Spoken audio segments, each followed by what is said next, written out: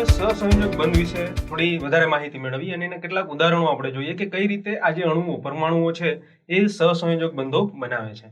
હવે સહસંયોજક બંધની જો આપણે વ્યાખ્યા આપવી હોય તો એને એ રીતે વ્યાખ્યાયિત કરી શકાય કે આ જે સહસંયોજક બંધ છે એ એવા બંધ છે કે જે આપણે કહી શકીએ કે પરમાણુઓ વચ્ચે ઇલેક્ટ્રોન યુગ્મની ભાગીદારીથી જે બંધ રચાય છે એ બંધને આપણે સહસંયોજક બંધ કહીએ છીએ.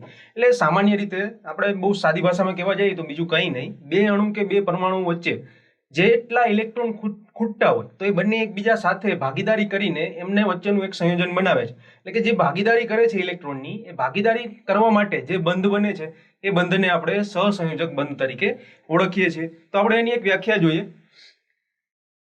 તો કહી શકાય કે સહસંયોજક બંધ એટલે કે એવા બંધ કે જેમાં પરમાણુઓ ઇલેક્ટ્રોન યુગ્મની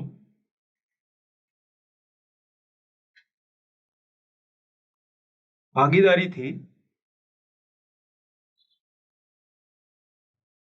બનાવે છે. બરાબર, એવા પ્રકારના બંધ કે જે ઇલેક્ટ્રોન યુગ્મની ભાગીદારીથી પરમાણુઓ એકબીજા સાથે જોડાવા માટે આ બંધ બનાવે છે, જેને આપણે સહસંયોજક બંધ કહીએ છીએ. હવે એના કેટલાક ઉદાહરણો જોઈએ તો આપણે ઉદાહરણમાં સૌપ્રથમ હાઇડ્રોજનથી શરૂઆત કરીએ. તો પહેલું ઉદાહરણ આપણે જોઈએ કે આપણે H2 એટલે કે હાઇડ્રોજનની વાત કરીએ છીએ. તો હાઇડ્રોજનમાં જે આપણે બધાને ખબર છે કે એનો પરમાણુય ક્રમાંક કેટલો છે, તો કહી શકાય કે હાઇડ્રોજનનો પરમાણુય ક્રમાંક 1 છે. તો પહેલા તો આપણે એ વસ્તુ લખી લઈએ કે હાઇડ્રોજનનો પરમાણુય ક્રમાંક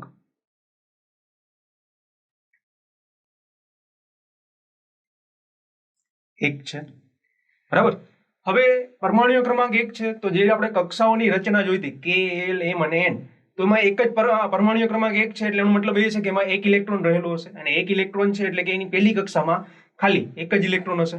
તો આપણે જો એની ઇલેક્ટ્રોનીય રચનાની વાત કરીએ તો કહી શકાય કે KL, પણ અહીંયા તો L એટલે બીજી કક્ષાની જરૂર જ નથી, પરમાણુય ક્રમાંક 1 છે એટલે કે K કક્ષામાં એક જ ઇલેક્ટ્રોન હશે.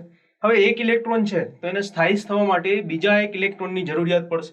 બરાબર, એટલે કે નિષ્ક્રિય થવા માટે, સ્થાયી થવા માટે એનું જે નજીકનો નિષ્ક્રિય વાયુ છે હેલિયમ, કે જેની પરમાણુય ક્રમાંક 2 છે એટલે કે એની પહેલી કક્ષામાં 2 ઇલેક્ટ્રોન છે, એના જેવી સંરચના બનાવવાનો એ પ્રયત્ન કરશે. તો એનો મતલબ એ છે કે એક ઇલેક્ટ્રોન છે તો હવે એક ઇલેક્ટ્રોનની એને જરૂરિયાત રહેશે. તો આ જરૂરિયાત રહીએ તો એ સ્થાયી થવા માટે શું કરશે, તો આપણે જોઈએ કે અહીંયા H2 લખેલું છે. આપણે અત્યારે જે વાત કરી છે ખાલી H એટલે કે હાઇડ્રોજનની વાત કરીએ છીએ. તો H2 માટે જોવા જઈએ તો બીજો હાઇડ્રોજન આપણે લઈએ, એની કક્ષામાં પણ એક જ ઇલેક્ટ્રોન રહેલો હશે. એટલે કે હવે શું થશે કે બંને હાઇડ્રોજન એક એક ઇલેક્ટ્રોનની ભાગીદારી કરશે અને બંને વચ્ચે બંધ બનાવશે. બરાબર, તો આપણે જોઈએ કઈ રીતે બંધ બનાવે છે. તો કહી શકાય કે આપણે અહીંયા બીજી વસ્તુ કે જે ઇલેક્ટ્રોન બતાવીશું એને કાં તો આપણે ડોટથી અથવા તો ક્રોસથી બતાવીશું. બરાબર, તો હાઇડ્રોજનની વાત કરીએ તો આપણે એક હાઇડ્રોજન લઈએ છીએ જેની બહારની કક્ષામાં અત્યારે આપણે એક ઇલેક્ટ્રોન એટલે કે એક ડોટથી બતાવેલો છે, બાહ્યતમ કક્ષામાં એક ઇલેક્ટ્રોન રહેલો છે. સાથે સાથે આવો જ એક બીજો હાઇડ્રોજન લઈએ કે જેની પણ બાહ્યતમ કક્ષામાં એક ઇલેક્ટ્રોન છે. બરાબર, હવે શું થશે કે આ બંને હાઇડ્રોજન જેની બાહ્યતમ કક્ષામાં એક એક ઇલેક્ટ્રોન રહેલા છે એકબીજા સાથે ભાગીદારી કરશે અને સહસંયોજક બંધ બનાવીને H2 એટલે કે સ્થાયી હાઇડ્રોજન વાયુ આપણે કહીએ છીએ એટલે સ્થાયી હાઇડ્રોજનની રચના કરશે. તો એ કઈ રીતે બંધ બનાવે તે આપણે જોઈએ કે અહીંયા આપણે જોઈ શકાય એક હાઇડ્રોજન છે જેનો એક ઇલેક્ટ્રોન હતો અને બીજા હાઇડ્રોજનનો એક બીજો ઇલેક્ટ્રોન છે. તો બંને એકબીજા વચ્ચે બંધ કઈ રીતે બનાવે કે આ હાઇડ્રોજન સ્થાયી થવા માટે એની બાહ્યતમ કક્ષામાં જે ઇલેક્ટ્રોન છે એની સાથે જોડાઈ જશે. બરાબર, અને આ હાઇડ્રોજનની વાત કરીએ તો એ બીજા હાઇડ્રોજનની જે બાહ્યતમ કક્ષામાં ઇલેક્ટ્રોન છે એની સાથે એ જોડાઈ જશે. એટલે અહીંયા આપણે કહી શકાય કે જે આ બે ઇલેક્ટ્રોન છે એટલે કે હવે H2 બની ગયું. બરાબર, આને આપણે H2 વડે દર્શાવીએ છીએ કે જે H2 સ્થાયી છે કારણ કે એની બાહ્યતમ કક્ષામાં એક ઇલેક્ટ્રોન હતો અને એની જે નજીકનો નિષ્ક્રિય વાયુ છે હેલિયમ, એના જેવી સંરચના પ્રાપ્ત કરવા માટે એને બે ઇલેક્ટ્રોનની જરૂર હતી. એટલે કે એક હતો ને એક એને ક્યાંકથી મેળવવો પડે. તો અહીંયા બે હાઇડ્રોજન એકબીજા સાથે જોડાવીને H2 નું નિર્માણ કરશે. બરાબર, એટલે કે આ જે H2 બને છે તો અહીંયા આ જે બે ઇલેક્ટ્રોન ભાગીદારી કરે છે એને આપણે કહી શકાય કે ભાગીદારી કરતા ઇલેક્ટ્રોન.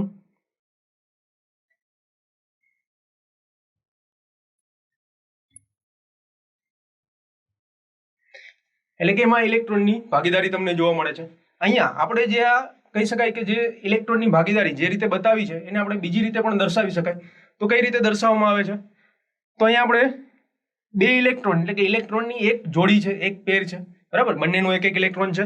તો એને દર્શાવવા માટે આપણે H ડેશ કરીને H એટલે કે બંધને જે સહસંયોજક બંધ બતાવીએ છીએ એને આપણે ડેશ એટલે કે જે આડી લીટી કરેલી છે એના વડે આપણે દર્શાવી શકીએ છીએ. એટલે કે ઉપર જે રચના બતાવેલી છે એને તમે નીચે જે આપણે બતાવ્યું છે H ડેશ H એના વડે પણ તમે બતાવી શકો છો. એટલે કે આના પરથી એ કહી શકાય કે હાઇડ્રોજન જે છે એ સ્થાયી થવા માટે શું કરશે કે બંધ બનાવો છે બીજા હાઇડ્રોજન સાથે, અને આ જે એક સિંગલ બંધ બનાવે છે, એક જ બંધ બનાવે છે જેને આપણે એક બંધ કહી શકીએ છીએ, બરાબર. તો એના પરથી આપણે કહી શકીએ કે આ એક સહસંયોજક બંધ એટલે કે એક સહસંયોજક બંધ એની સાથે બનાવે છે. તો અહીંયા આપણે જોયું કે કઈ રીતે હાઇડ્રોજન છે સક્રિય એનું કહી શકાય કે નિષ્ક્રિય થવા માટે એટલે કે સ્થાયી થવા માટે કઈ રીતે બીજા હાઇડ્રોજન સાથે સહસંયોજક બંધ બનાવીને H2 નું નિર્માણ કરે છે. હવે સાથે સાથે આપણે જો બીજું ઉદાહરણ લઈએ તો બીજું ઉદાહરણ આપણે લઈશું ક્લોરીનનું,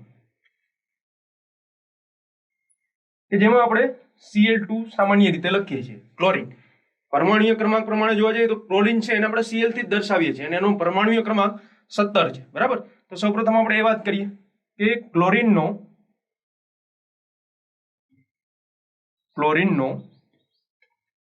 પરમાણુય ક્રમાંક 17 છે. હવે પરમાણુય ક્રમાંક 17 છે એટલે કે ઇલેક્ટ્રોન એમાં કેટલા હશે? 17 ઇલેક્ટ્રોન હશે. તો આ ઇલેક્ટ્રોનની રચના આપણે જોવા જઈએ તો કઈ રીતે કરી શકાય? તો આપણે ક્લોરીનની ઇલેક્ટ્રોનીય રચનાની વાત કરીએ. ઇલેક્ટ્રોનીય રચના તો કક્ષાઓ આપણે લઈએ K, L, M અને N પણ લઈ શકાય. તો હવે જોઈએ 17 ઇલેક્ટ્રોન છે એટલે કે 17 ક્રમાંક છે. તો પહેલી કક્ષામાં 2 ઇલેક્ટ્રોન હશે, બીજી કક્ષામાં 8 ઇલેક્ટ્રોન હશે એટલે કે 8 ને 2 10. એટલે હવે ત્રીજી કક્ષામાં કેટલા ઇલેક્ટ્રોન હોય? 7 ઇલેક્ટ્રોન હશે, બરાબર. તો અહીંયા પણ M જે કક્ષા છે ક્લોરીન માટે M એ એની બાહ્યતમ કક્ષા થશે. એટલે કે ક્લોરીન જે છે એ ક્લોરીન હવે સ્થાયી થવા માટે શું કરશે? એટલે કે એની નજીકનો જે નિષ્ક્રિય તત્વ છે જેને આપણે આર્ગોન કહીએ છીએ એ આર્ગોનનો પરમાણુ ક્રમાંક 18 છે અને એની ઇલેક્ટ્રોન રચના જોઈએ તો 2, 8 અને 8 છે. એટલે કે આર્ગોન જેવી સ્થાયી સ્થિતિ પ્રાપ્ત કરવા માટે, નિષ્ક્રિય તત્વ બનવા માટે એની જે બાહ્યતમ કક્ષામાં 7 ઇલેક્ટ્રોન છે તો એમાં એ અષ્ટક પૂર્ણ કરવાનો પ્રયત્ન કરશે, અને અષ્ટક પૂર્ણ કરવું હોય તો આ 7 ઇલેક્ટ્રોન સિવાયનો વધારાનો એક ઇલેક્ટ્રોન એને ક્યાંકથી મેળવવો પડશે, બરાબર. તો આ એક ઇલેક્ટ્રોન છે ક્યાંથી મેળવે છે? તો કહી શકાય કે આવો એક ક્લોરીન એ બીજા ક્લોરીન સાથે ભાગીદારી કરીને આવો એક વધારાનો ઇલેક્ટ્રોન એની સાથે ભાગીદારીમાં મેળવશે અને સહસંયોજક બંધ બનાવીને Cl2 એટલે કે ક્લોરીનનું નિર્માણ કરે છે. તો આપણે કહી શકીએ કે અહીંયા જે આપણે સહસંયોજક બંધની વાત કરી તો એને દર્શાવી કઈ રીતે શકાય? તો આપણે વાત કરીએ ક્લોરીન Cl બાહ્યતમ કક્ષાના ઇલેક્ટ્રોન કેટલા છે? 7 છે. તો એને દર્શાવી શકીએ આપણે 2 ઇલેક્ટ્રોન, 2 ને 2 4, 4 ને 2 6 અને એક વધારાનો ઇલેક્ટ્રોન એટલે કે 7 ઇલેક્ટ્રોન.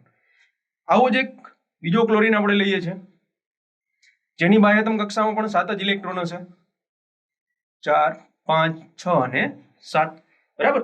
તો આ બંને એકબીજા સાથે ભાગીદારી કરશે. તો કઈ રીતે કરે છે આપણે જોઈએ.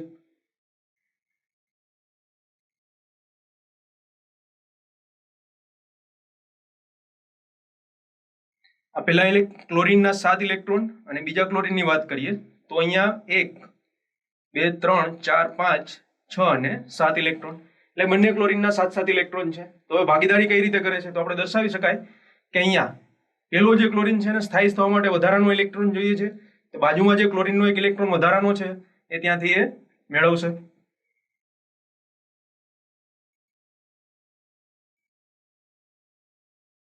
એટલે અહીંયા આ જે ક્લોરીન છે એ આ ઇલેક્ટ્રોન સાથે ભાગીદારી કરશે, અને આપણે બાજુના ક્લોરીનની વાત કરીએ તો એમાં 7 ઇલેક્ટ્રોન તો છે બાહ્યતમ કક્ષામાં, એટલે એ પણ બાજુનો જે ક્લોરીન છે એનો જે બાહ્યતમ કક્ષાનો એક વધારાનો ઇલેક્ટ્રોન છે એની સાથે ભાગીદારી કરીને સ્થાયી થવાનો પ્રયત્ન કરશે, બરાબર. તો અહીંયા પણ આ ક્લોરીન છે તો એ બે આ ભાગીદારી જે ઇલેક્ટ્રોન છે એકબીજાના ઇલેક્ટ્રોનને ભાગીદારીથી એટલે કે સહસંયોજક બંધ બનાવીને Cl2 એટલે કે આર્ગોન જેવી નિષ્ક્રિય રચના પ્રાપ્ત કરવાનો પ્રયત્ન કરશે. અને આને આપણે જે રીતે હાઇડ્રોજનમાં જોયું તો એ રીતે દર્શાવવું હોય તો કઈ રીતે દર્શાવી શકાય? કે Cl ડેશ એટલે કે એક બંધ અને Cl જેને આપણે સામાન્ય રીતે Cl2 તરીકે ઓળખીએ છીએ. એટલે કે અહીંયા ક્લોરીન પણ આવા સહસંયોજક બંધ બનાવીને સ્થાયી થવાનો પ્રયત્ન કરે છે. હવે આપણે ત્રીજું ઉદાહરણ લેશું કે જે ઓક્સિજનનું છે અને ત્યારબાદ નાઇટ્રોજનનું ઉદાહરણ પણ